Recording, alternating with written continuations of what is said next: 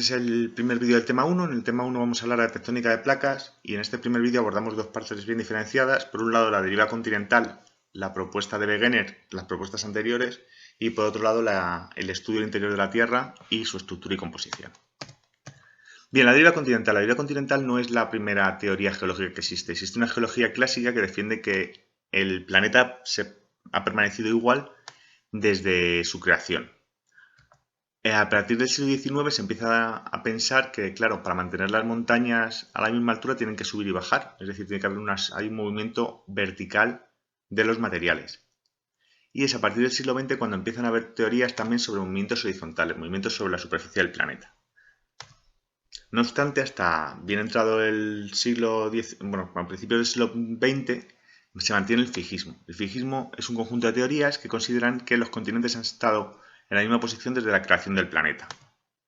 Y estuvo aceptada, como decía, hasta el siglo XX, aunque a partir del siglo XIX hubo algunas ideas críticas o alguna gente que empezó a pensar que si los materiales estaban plegados, los materiales de la superficie de la Tierra están doblados y forman cordilleras y estructuras, es muy difícil de pensar cómo se ha formado eso si no hay movimientos horizontales, si los continentes no se mueven. Entonces el fijismo fue la teoría desde Aristóteles en la época de los griegos hasta el siglo XX, y es a partir del siglo XX cuando empieza el movilismo. El gran exponente, el pionero en dar una teoría movilista fuerte fue el señor de la foto, que es Wegener, y lo que dice es que el movimiento de los continentes es lo que ha producido la creación y modificación del terreno. La aparición de cordilleras o la ubicación de los mares y los océanos se debe a los movimientos de los continentes. Entonces, la base de esta teoría, de las teorías movilistas, es que los continentes no están fijos, sino que se desplazan. Y la primera teoría movilista bien formulada, pero con algunos errores, fue la de Wegener. ¿Y qué decía Wegener? Wegener decía que los continentes encajan perfectamente, la silueta encaja. Entonces, en algún momento tenían que haber estado unidos y formaron un supercontinente al que llamamos Pangea. Posteriormente, este continente se habría fragmentado y habría dado lugar a los continentes actuales y a la ubicación de los mares. La idea que tenía Wegener es que las masas emergidas, la Tierra, estaba sobre el agua. Entonces, para justificar el movimiento de los continentes, decía que debido a la rotación de la Tierra y una especie de atracción polar y demás, los diferentes continentes se habían ido moviendo y habían dado lugar a la constitución actual del planeta. Ahora sabemos que son los movimientos del manto los que originan este movimiento, pero en la época de Wegener no supo demostrarlo y es uno de los grandes fallos de su teoría. No obstante, Wegener aporta pruebas. Como buen científico dice, bueno, si defiendo algo, tengo que defenderlo con pruebas. Entonces aporta pruebas geológicas y geográficas, pruebas paleoclimáticas y pruebas paleontológicas. Vamos a verlas en detalle. Tenemos en primer lugar las pruebas geológicas y geográficas. Por un lado, encaja la forma de los continentes, como se ve bastante claro, sobre todo el Golfo de Guinea con el piquito este de Brasil, se ve muy claro que encaja. Pero es que además hay formaciones de la Tierra que al unir estos continentes vemos que, por ejemplo, los materiales que encontramos en Sudáfrica y en Uruguay son los mismos, ¿vale? O en Brasil y Centroáfrica, o en Guinea con el norte de Brasil. Es decir, que hay una continuidad tanto en la forma como en la materia que constituye esas formas. Entonces las pruebas geológicas serán bastante contundentes.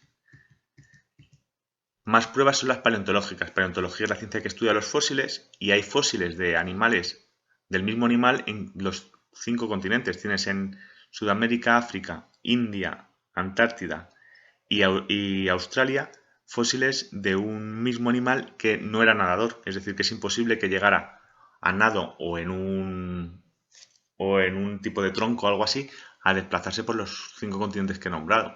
Entonces, como ese hay varios, como veis marcados aquí por los colores, que indican que esos fósiles se repiten en diferentes continentes separados ahora por miles de kilómetros y no es justificación a través del mar o del viento que llegaran a desplazarse a no ser que hubiera una Pangea con los continentes unidos.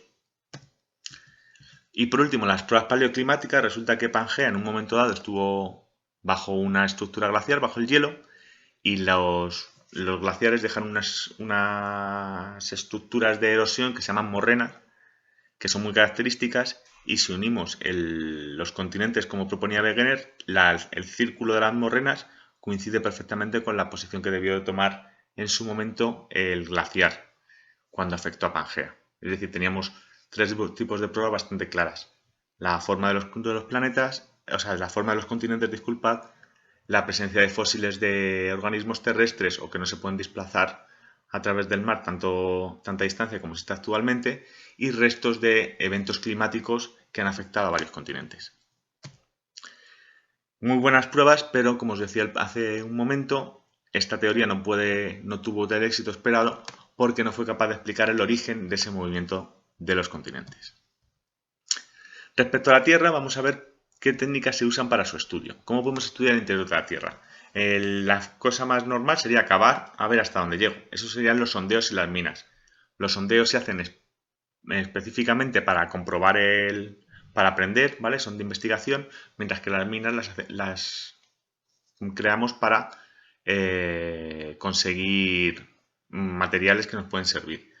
El estudio más profundo que se ha llevado a cabo hasta el momento es la mina de Kola, el pozo de Kola, que tiene esta estructura de aquí, que veis aquí, que llega hasta los 12 kilómetros. Y se encuentra con dificultades muy técnicas porque es muy difícil trabajar esta profundidad, ya que la presión que ejercen los materiales destruye prácticamente cualquier cosa para mantener la forma. Así que se paró la investigación.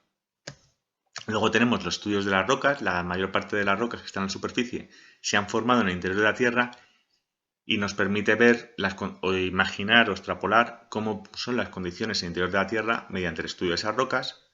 También el estudio de meteoritos y asteroides, ya que su composición suponemos que es similar a la de la Tierra, a las diferentes capas de la Tierra. Entonces tenemos meteoritos que pensamos que son de la corteza, otros que vienen del núcleo, otros que vienen de asteroides anteriores a la formación de planetas, y poder estudiar esa composición nos da una idea de cuál puede ser la composición del interior de la Tierra. Y por último, el que vamos a ver en detalle es el método sísmico.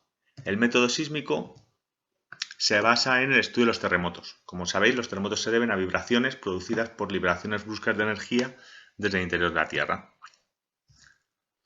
Sabemos que tenemos el hipocentro, que es el lugar donde se origina el terremoto, las ondas sísmicas, que es la forma de transmitirse la energía y que puede ser de dos tipos.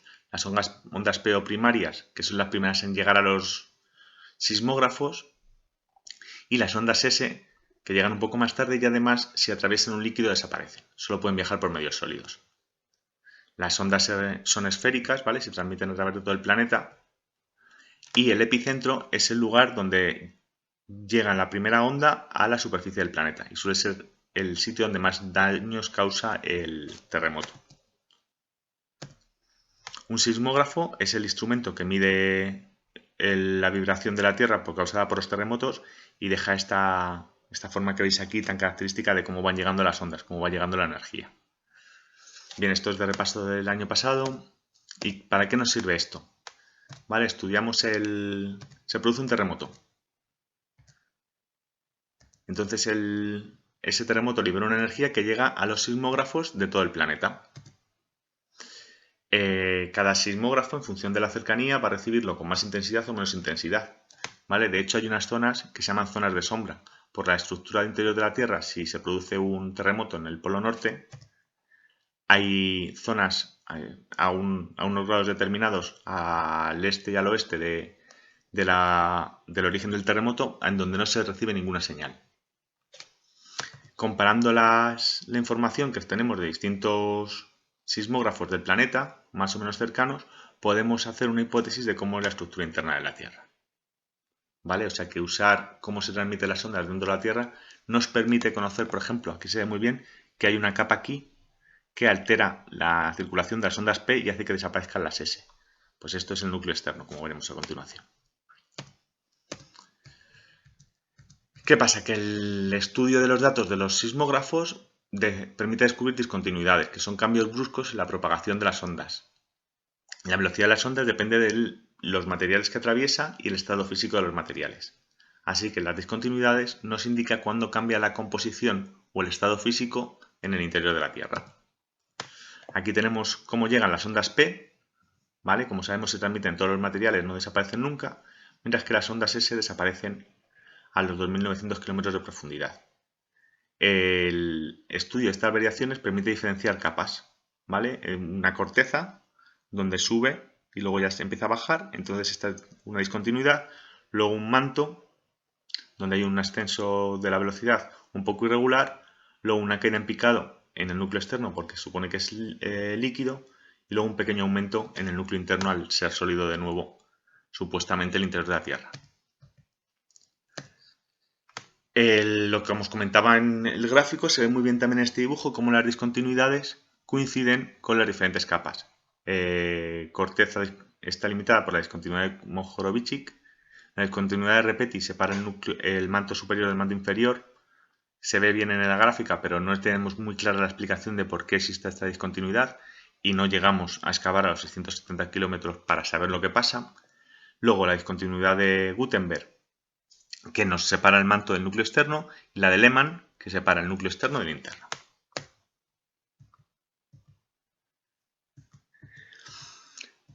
Vale, el criterio que se ha usado en este caso es el de la composición química y el estado físico. ¿Vale? Entonces hablamos de unidades geoquímicas: corteza, manto y núcleo.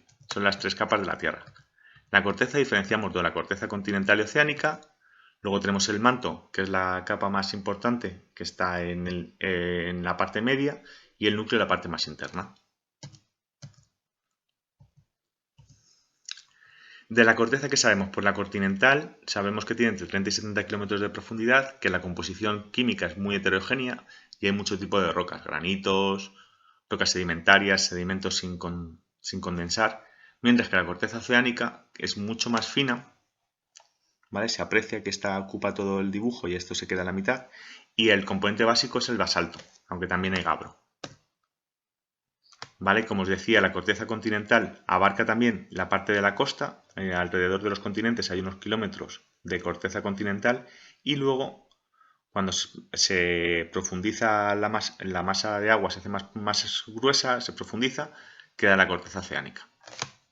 El manto sabemos que empieza al final de la corteza, dependiendo de la corteza, 70 a 35 kilómetros de profundidad, y llega hasta los 2.900. Suponemos que su composición es de peridotita, que es una roca con un mineral muy abundante, que es el olivino, que es verdecito, como las olivas, y si diferenciamos entre manto superior hasta los 670 kilómetros y manto inferior el resto, aunque no tenemos claro a qué se debe esa diferenciación. Puede que sea por las ondas de convección, bueno, lo tenemos que estudiar.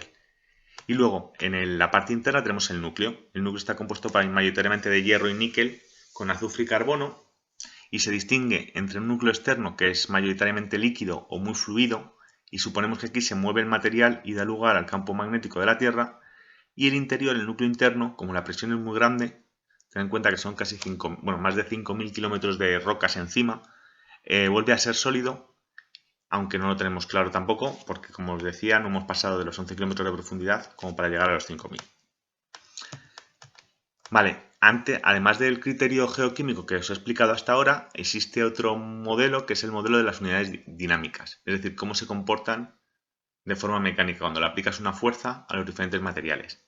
Y aquí hay un poco más de polémica. Tenemos la litosfera, la astenosfera o no, la mesosfera, el núcleo externo y el núcleo interno.